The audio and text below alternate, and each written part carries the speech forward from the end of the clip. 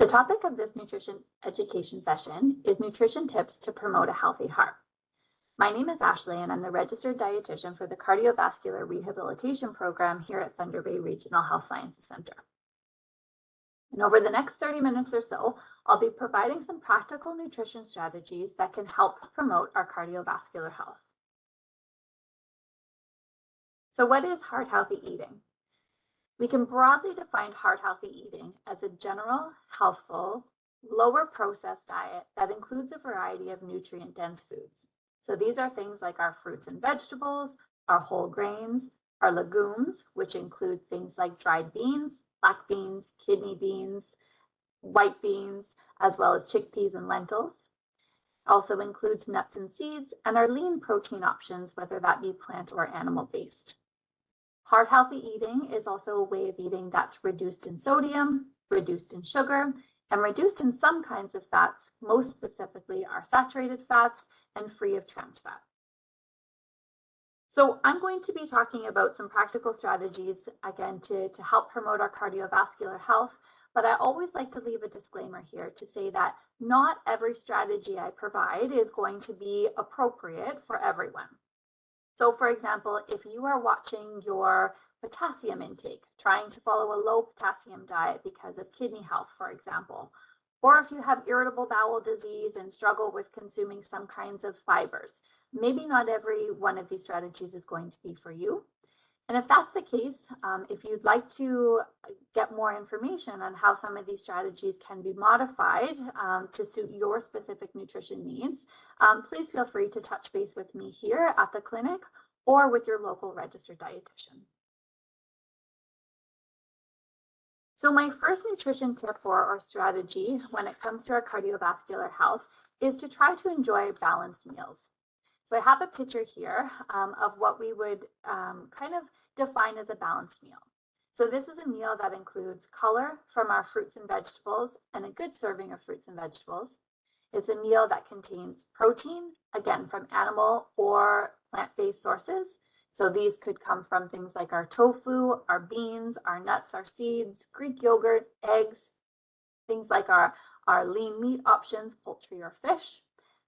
This plate also contains a good source of fiber from our whole grain options. So when we consume balanced meals, ideally including multiple food groups like shown in this picture here, this helps to meet our overall nutrient requirements for the day. It helps us to feel full and satisfied after our meals and helps to stabilize our energy levels. So I'll give you an example of this. Instead of eating, let's say, toast and oatmeal for breakfast, which are both wonderful foods and can be included in a heart healthy diet, we want to try to perhaps break those two things up. Maybe one day you're having your bowl of oatmeal and you're topping it with some, let's say, nuts or seeds, as well as some frozen blueberries from the freezer, maybe having a serving of Greek yogurt on the side. That's going to turn that oatmeal into more of a balanced meal containing all of these multiple food groups. Again, with your toast, maybe you're going to enjoy some whole grain toast for that fiber, maybe add some eggs for protein, and then maybe some sliced vegetables like tomatoes or cucumbers or peppers, or some fruit with that meal, again, to give it that balance. And the same holds true with your snacks. When we sit down to snack, we want to try to avoid sitting down and eating perhaps just half a box of crackers at one time. We look for balance in our snacks here as well. So this often includes, including two of those different food groups. So again, the reason why we do this is to help with our satiety and our portion control, as well as helping control those blood sugars and our overall energy levels for the day. Snacks are also a great way to help increase your fruit and vegetable intake during the day. So examples of balanced snacks can look like a piece of fruit or some fruit sauce, like an applesauce, with a handful of unsalted nuts, or maybe some peanut butter on that piece of fruit, or almond butter. It could look like something like some raw vegetables, or pita bread, whole grain pita bread with hummus or guacamole, Greek yogurt and berries, whole grain crackers and some part skim cheese, maybe a popcorn with some roasted soy nuts, or a homemade trail mix with some higher fiber cereal, dried fruit and nuts, even a smoothie made with some Greek yogurt, milk, fruit, and peanut butter. These are all examples of some balanced snack options. With regards to snacks, If you are not already a snacker and you feel like you are able to meet your overall nutrition needs, then it's not necessary to start snacking. But some people do. And when we think about snacking, we just want to make sure that we're snacking smart, right? So choosing some of those balanced options, making sure that we're portioning out our snack and making it visually appealing, as opposed to eating directly from that box or that bag or that container. Limiting our distracted eating. So we try not to, read when we're eating, work, watch TV, use a computer, drive while we're eating. When we portion out our snacks, when we limit our distracted eating, we increase our mindfulness of the food that we're actually consuming, and it helps with our overall enjoyment of those foods, our satiety, as well as just being present in that meal. As best as we can, we want to try to snack when we're hungry and be mindful of eating when we're bored, stressed, or tired, and try to be able to get in tune with these feelings and maybe identify, especially during that evening period, if you're a habitual nighttime snacker, if it's really hunger driven or if there's other reasons or causes of wanting to eat in the evening. Again, choosing those balance options is a great idea here. Sometimes snack times can be a place where those ultra-processed snacks sneak in. So chips and chocolate bars, things like box cookies, donuts, and pastries. Those are the foods that we want to have on a less frequent basis, trying to get in maybe some of those other options on the previous slide on a more regular basis. So my second tip or strategy is to cook at home more often. The reason why we suggest this is because when we're cooking at home, we have control over the ingredients that are going into the meals that we're making. If you're looking to follow a lower sodium diet or a diet that's reduced in saturated fat, you can then choose the ingredients from the grocery store that you're going to be putting into those meals to help you meet those sodium or saturated fat goals. We know that a lot of restaurant meals can easily contain a day's worth, if not more, of sodium in just that one meal. If we look at some popular coffee shop lunches, we can see here that that's just the case. So a large chili and a tea biscuit or a regular sized chicken noodle soup and a simple sandwich from a coffee shop can easily get you almost to your day's worth, if not your day's worth of sodium in just that one lunch meal, not including anything else that you're consuming for the rest of the day. So this infographic just gives you a little bit more information about salt in the Canadian diet. So we actually do need some sodium in our diets for our bodies to function properly.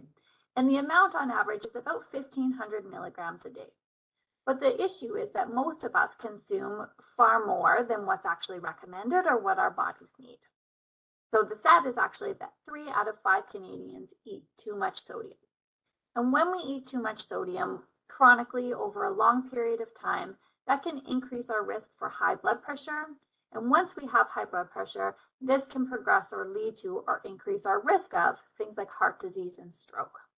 So we really want to try to make sure that we are moderating our sodium intake, either to prevent high blood pressure or to prevent further complications from that.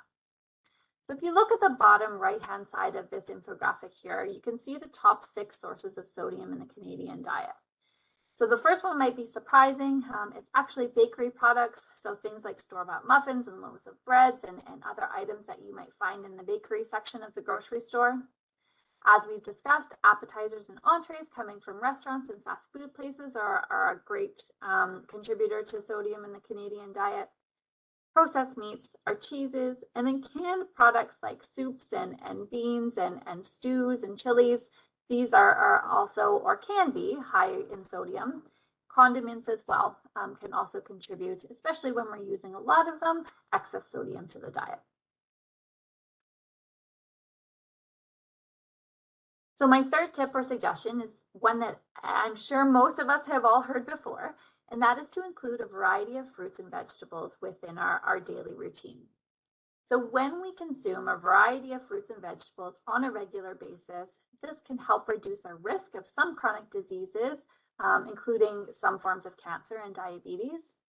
Fruits and vegetables also help to lower our blood pressure as well as our cholesterol levels when we're consuming them regularly.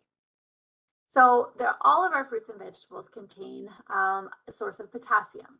some certainly higher than others. When we increase our potassium intake, this can help to cause more sodium to be lost through the urine, and it can also help to relax the walls of blood vessels. Both of these things can help in turn to lower our blood pressure or help with blood pressure management. High potassium fruits and vegetables are things like our bananas, dried fruit, including apricots and raisins, things like our tomatoes, broccoli, oranges, and cantaloupe. These are all really good sources of potassium, but all fruits and vegetables will contain some. So if you're not having to follow a low potassium diet for another health condition, then I would encourage you to try to get in a variety of these different fruits and vegetables in an attempt to increase your potassium intake for your cardiovascular health. Fruits and vegetables, when consumed regularly, also help to maintain a healthy weight, largely in part because they're naturally low in sodium, saturated fat, and have no added sugar. So they're low in all those things that we're looking for a heart healthy diet. And they're naturally higher in fiber, water, vitamins, and minerals. So things that we often want more of. So how can we eat more fruits and vegetables? The first thing that I always like to highlight is that fresh, frozen, canned, they are all acceptable choices. And I want you to choose the one that is easiest for you, fits your budget, and the one that you're most likely to consume. The only note I'll make there is that if you are regularly consuming canned vegetables, I would just encourage you to give them a rinse before cooking if they're packed in additional sodium, just to help decrease or moderate your salt intake that might come from those canned vegetables.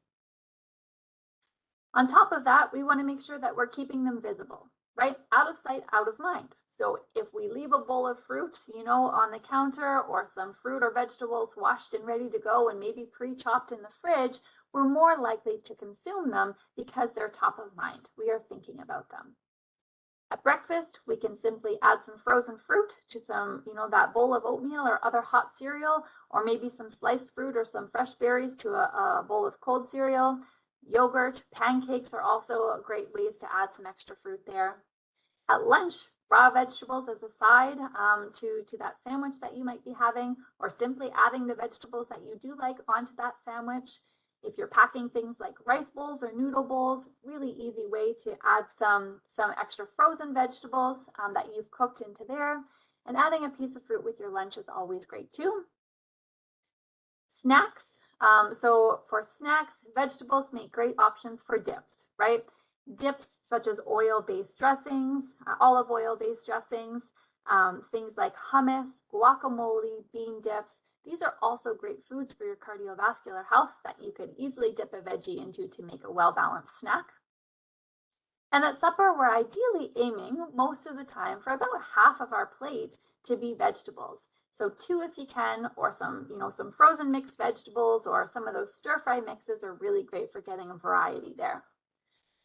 If you're making soups or stews, or even if you're using lower sodium canned versions of soups or stews, you can easily add some extra veggies into these products.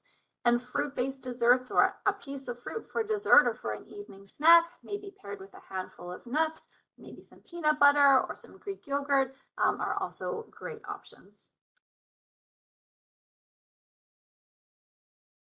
So these pictures here up on the screen show products that are referred to as salt substitutes.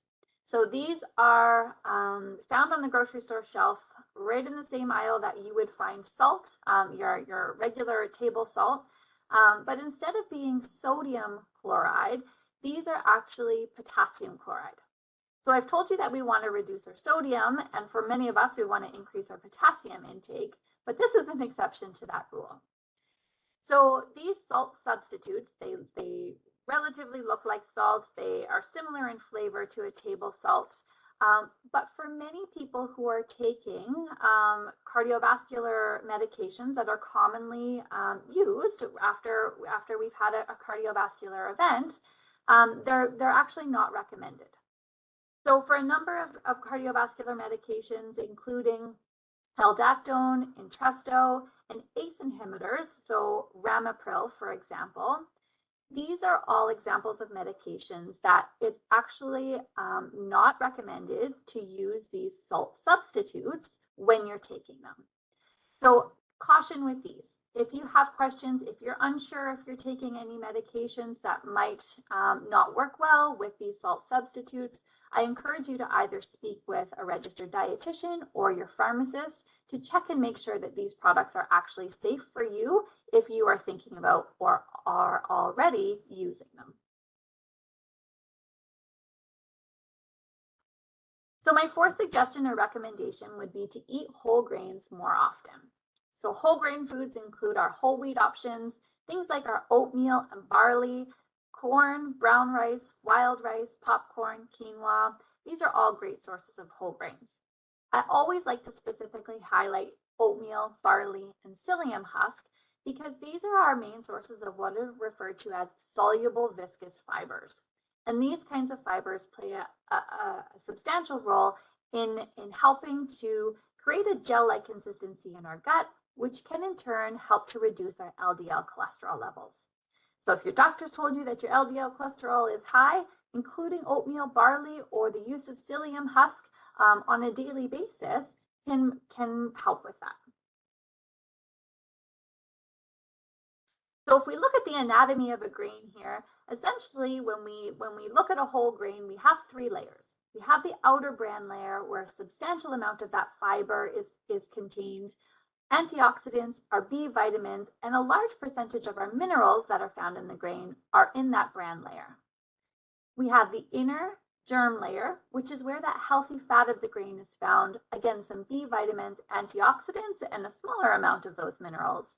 And then we have that endosperm layer, whereas primarily this is where we would find the majority of that carbohydrate with minimal protein and minimal fiber. When we refine a grain, so for example, to make white flour, we remove most of the germ and the bran layers, and in turn remove most of the health benefits and those nutrients that are contained in those layers. So we encourage the intake of those whole grain options that I mentioned on the previous slide more often so that we're getting the nutrition that are found in these other layers here. Again, when we consume whole grains on a regular basis, about 3 to 6 servings a day, this can help to reduce the risk of certain cancers, heart disease, and type 2 diabetes. Again, help with lowering cholesterol and blood pressure, improve our digestive health, and achieve weight control in some cases. So again, this is largely in part because of the substantial amount of fiber as well as the vitamins and minerals that are contained in these grains. The higher the fiber, the more often that we are feeling satisfied earlier on in the meal if we compare that to a lower fiber meal.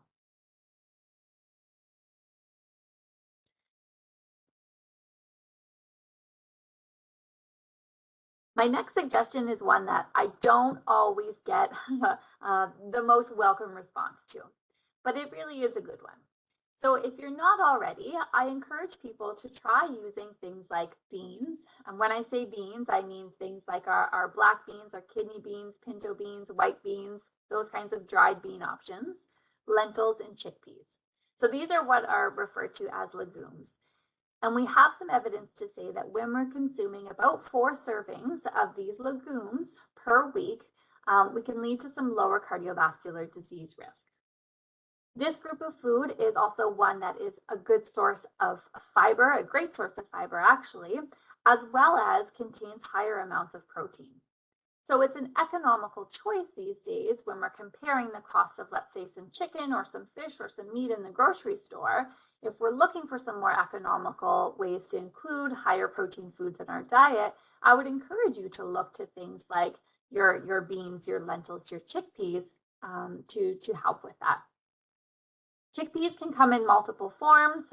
So hummus is a great example and something that, if you're hesitant about experimenting with this food group, maybe something to try. And beans, again, if you go to the grocery store to look for some beans to try, they come in bags that are dried that require a little bit more time before cooking. So oftentimes they need to be soaked before cooking. You can also buy beans that are canned. And again, these are just as great. They tend to be a little bit more convenient. So for some people, that'll increase the likelihood that they'll actually consume them, or add them to a meal. My recommendation here is similar to the canned vegetables.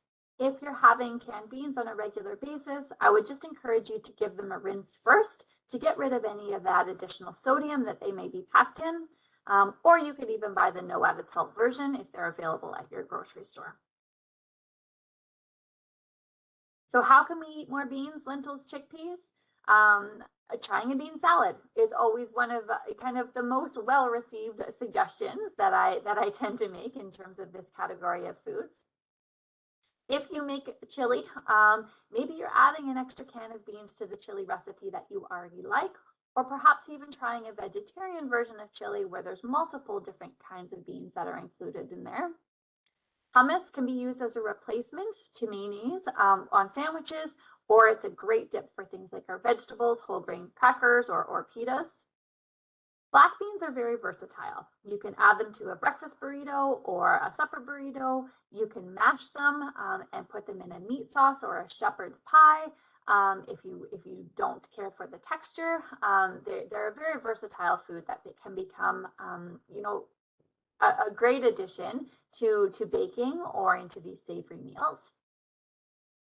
If you're making a homemade soup, or even if you're using that lower sodium canned soup, adding a drained can of lentils into the soup can boost your fiber intake and provide some of this food group there. Roasted peas are also becoming, chickpeas, are also becoming a very popular snack. So you can make roasted chickpeas at home simply by draining a can of chickpeas, patting them dry, putting a little bit of olive oil on them, or an oil, a canola-based oil, an oil that can withstand higher temperatures when you're roasting. So maybe not the olive oil, more like an avocado oil or a canola oil. Season them with your favorite low sodium seasonings and roast them in the oven. Very great kind of crunchy snack.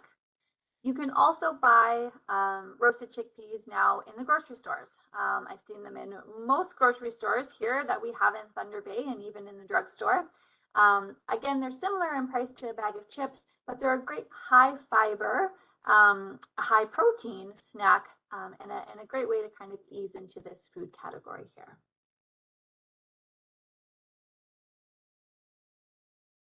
So my sixth recommendation is to try to include fatty fish at least once or twice a week in your diet if you can.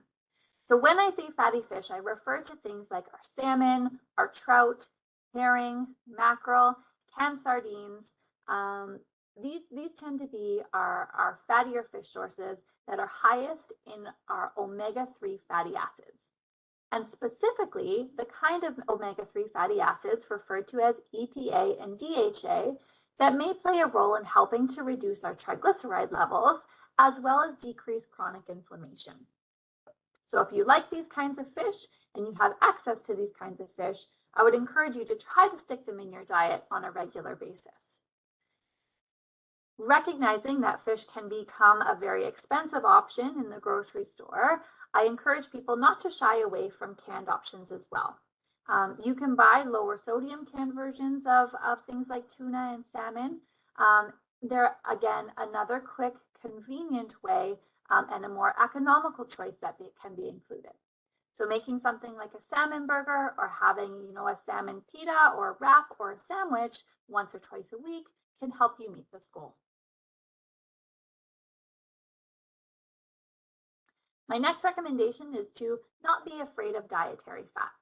So once upon a time, we were all told that when we had troubles with our cardiovascular health, we needed to be on these very low-fat diets. And I think we know from research a little bit better now. So fats can help us to provide energy to the body, protect our organs, help with this health of our skin and our hair. We need actually some dietary fats to absorb a class of vitamins. So we have fat-soluble vitamins, and this includes vitamin D, that we actually need dietary fat to help in making sure that our bodies are absorbing and using that efficiently. Fats play a role in our hormone production, again, in that anti-inflammatory role with some chronic inflammation, and help with body temperature regulation. So we talked about how those fatty fish choices are great, and we try to aim for them about twice a week. Nuts are also a great source of unsaturated fats. So we have good research to support the use of unsalted tree nuts, things like our walnuts, our almonds, our pecans, hazelnuts. and even seeds, pumpkin seeds, sunflower seeds. When we include these foods, and the recommendation is actually to try to get in about a quarter of a cup or a good solid handful. That's really important. Portion control is really important here. So about a quarter of a cup or a good solid handful, about 5 days a week, to get the benefits of these healthy fats and the fibers that are contained in these nuts. And we have some evidence to support that it can help with cholesterol, LDL cholesterol reduction. Avocados and avocado oil are another good source of unsaturated fats. And when it comes to our cooking oils and our oils that we're using on a daily basis, we look for those that are, again, lower in saturated fat. So things like our avocado or our olive oil, canola oil, even peanut oil, these are our go-to options. So this infographic just gives a little bit more information on different kinds of fats. So those unsaturated fats, if you're looking at those nutrition labels, we want to try to look for foods that are higher in these unsaturated fats or these mono or polyunsaturated fats. And again, those are the foods that I just listed. Your olive oil, olives, avocado, avocado oil, those fatty fish choices, your nuts and seeds, those kinds of foods. The saturated fat is the fat that we want to try to limit. Again, the recommendation isn't to completely eliminate, but it's to limit our intake of saturated fat, because this is the kind of fat that has been shown to have a negative increase or a negative effect by increasing that LDL cholesterol. So saturated fat comes from our fatty cuts of meat, right? So if you have a steak with lots of marbling, if you have visible fat on that pork chop or that skin on that chicken or that visible fat on that chicken, those are all going to be higher saturated fat sources. Our processed meats, things like smokies and bacon, some sausages can be quite high in saturated fat, as are our heavy, our higher fat dairy products. So things like our creams, our butters, high fat cheeses, and bakery products that might be made with these ingredients, right? So perhaps store-bought muffins that are made with a lot of butter or lard or a similar fat. So we try to reduce the saturated fat in our diet for our cardiovascular health. When it comes to trans fats, again, this is something that we want to be completely eliminating from our diet. We know that trans fats plays a very negative role in terms of our cardiovascular health and cholesterol. There's actually been a ban on trans fats in Canada since about 2018, I believe. So they should be difficult to find here in our Canadian food supply. There is one exception to that. So in some in some dairy products, you'll see some naturally occurring trans fats. So if you pick up your container of yogurt or cottage cheese, for example, you might see 0.1, 0.2 grams when you're looking at that label under the saturated or the trans fat. This is naturally occurring trans fat, and it's not associated with the same negative health consequences that would have been seen in those more synthetic or added trans fats that have been previously used. So they're absolutely still okay to consume when it's coming from those naturally occurring sources that are found in dairy products. Sugar. So again, another recommendation that I'm sure most of us have heard before, and this is to limit our added sugars. So if we look at the recommendations from the Heart and Stroke Foundation or the World Health Organization, recommendations state that we should be consuming no more than about 10% of our total calories for the day from added sugars, and ideally less than 5%. So what does this mean? It means that on average, for the 2,000 calorie diet, 2,000 calorie a day diet, we want to aim for less than 50 grams or about 12 teaspoons of added sugar if we're looking at that 10%. And ideally less than 25 grams or about 6 teaspoons of added sugar if we're going for that ideal less than 5% of our total daily calories. So some people say to me, well, that's a lot. And some people say to me, well, that's not very much. And if we put this into perspective, 1 can of pop contains about 10 teaspoons of added sugar. So if you're a pop drinker and you're consuming multiple cans a day, or even 1 can a day, we can easily, exceed this recommendation with our added sugars. Drinks are one way where added sugar really tends to add up quickly without us really feeling very satisfied and still kind of hungry afterwards. So I caution you in just taking a peek at what you might be drinking on a daily basis and try to be choosing our lower sugar or sugar-free options most regularly. So water is always our best drink. If we look at sugar content of some other popular drinks, so you see in the slide here, in about 2-cup portion or 16-ounce beverage, again, in some sports drinks, about 20 grams in 2 cups of sugar. Sweetened iced teas, about 40 grams. Some of those energy drinks can have upwards of 50 grams. We spoke about the soda. Those fancy coffee drinks that we can get at coffee shops, again, the sugar intake here can get quite high for not a very big or a large portion. So just take a peek at the things that you're drinking. If there's any room here to kind of scale back in terms of your added sugar, would likely be a benefit to your cardiovascular health. So sugar just doesn't come from the things that we drink, nor does it just come from all of those things that we naturally associate as being sweet. So most of us know that sugar is found in ice cream and baked goods and the candies and those kinds of things, but we also have hidden sources of sugar in our diet as well. Cold cereals, again, some of them can be very low in sugar, some of them can be very high in sugar. Instant oatmeals, some forms of fruit yogurt, some pasta sauces, some granola bars, some barbecue sauces. This is where we might find a surprising amount of those hidden sugars. So on the screen here, I just have an example using oats. So one nutrition facts panel is Quaker, just a bag of quick oats. That's on the left. And on the right, we have this nutrition facts panel of one package of the Quaker instant maple and brown sugar oatmeal. So if you take a quick peek at what's contained in the red circles here, you'll see that the bagged oats, total carbohydrates, about 27 grams. There's a little bit more fiber, specifically a little bit more of that soluble viscous fiber that's going to be found in the oats alone, and significantly less added sugar.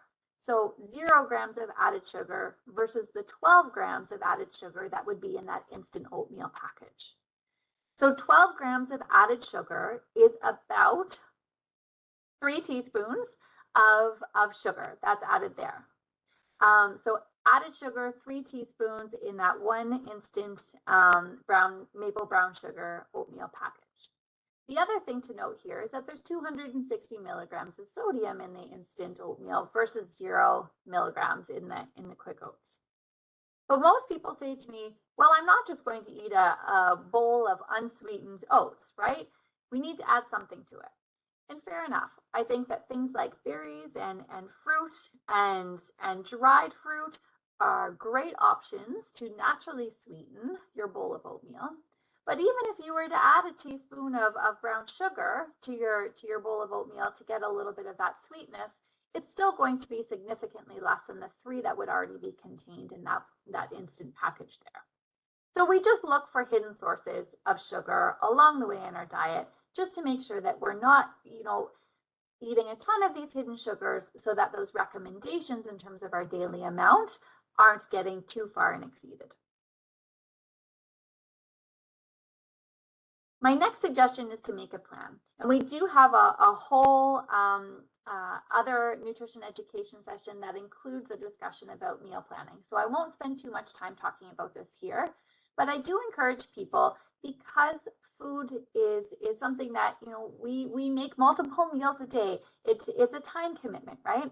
And if we take some time to plan out those meals, we might be more likely to follow through in those food choices that you're wanting to make, those more nutrient-dense food choices on a more regular and consistent basis.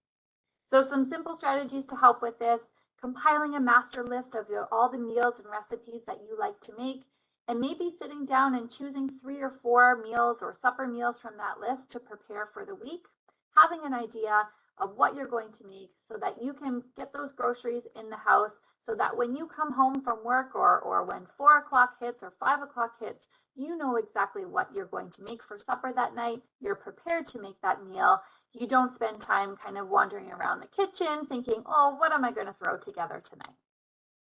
Having nutritious snacks available, again, these are something that can also be planned out to make sure that you have the groceries and the food choices in your house that you want. If you're looking for a little bit more assistance with this, the Heart and Stroke website has a 3-week menu planning tool. Again, I never encourage people to follow meal plans to a T, but these tools can be helpful in providing you some inspiration in terms of meal choices, giving you examples of what balanced meals might look like. And this specific tool helps provide a shopping list and planning out those meals. So the reference is here if you wanted to take a peek, again, for some inspiration and some ideas. And my last recommendation is to make sure that you're enjoying your meals. So just because you may have had a recent change to your health status does not mean that you now need to go on a very strict and restrictive diet or consume foods that you do not enjoy. It's still important that you have a happy medium, that you're consuming foods that you like, that you enjoy, and that are supportive to your health. We want to make sure that we're present when we're eating, again, trying to avoid those distractions, listening to our body's hunger and satiety cues, right? As best as possible, we want to try to eat when we're hungry, not ignoring that, and stopping when we're satisfied, right? Satisfied or full, not overly filled or the most full, but stopping when we're satisfied and making sure we're giving our body time to recognize, those cues or our fullness cues. For people who might struggle, with that habitual nighttime eating, sometimes the use of a hunger scale, really stopping before you enter the kitchen and kind of just checking in with yourself to see kind of where you are on that hunger scale. Are you already full or completely satisfied?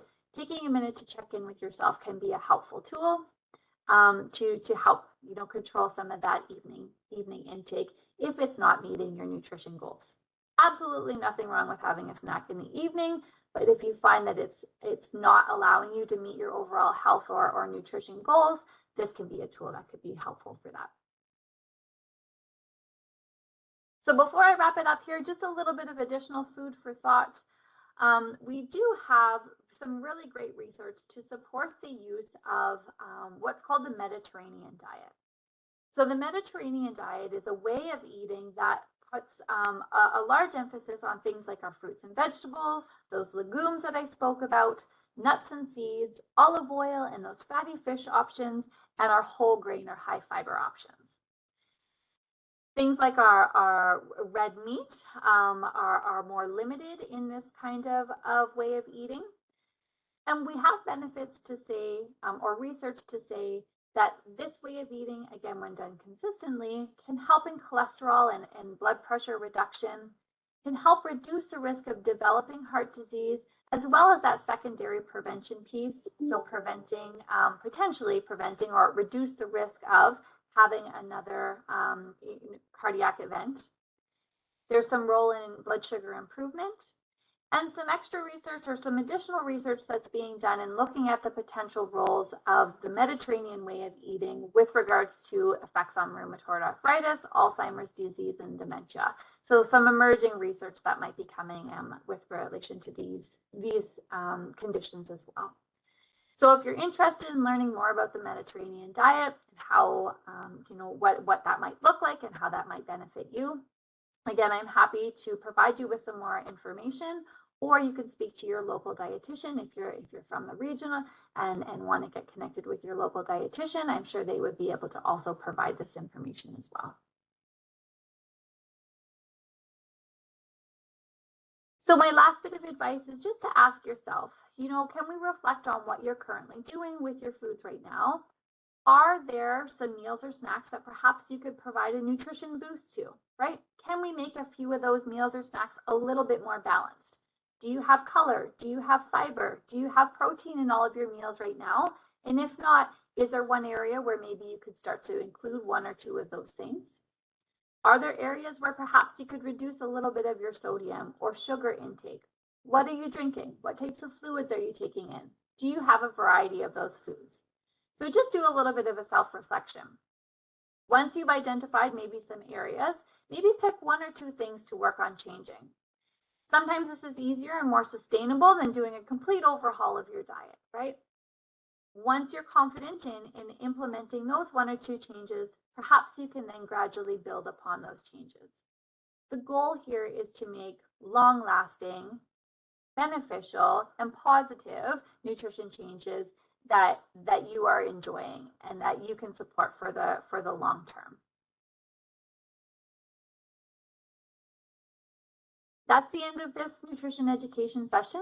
Again, if you do have further questions, please do not hesitate to contact us here at the Cardiovascular Rehab, and I'm happy to address questions, chat with you on the phone or in person as needed. Thank you.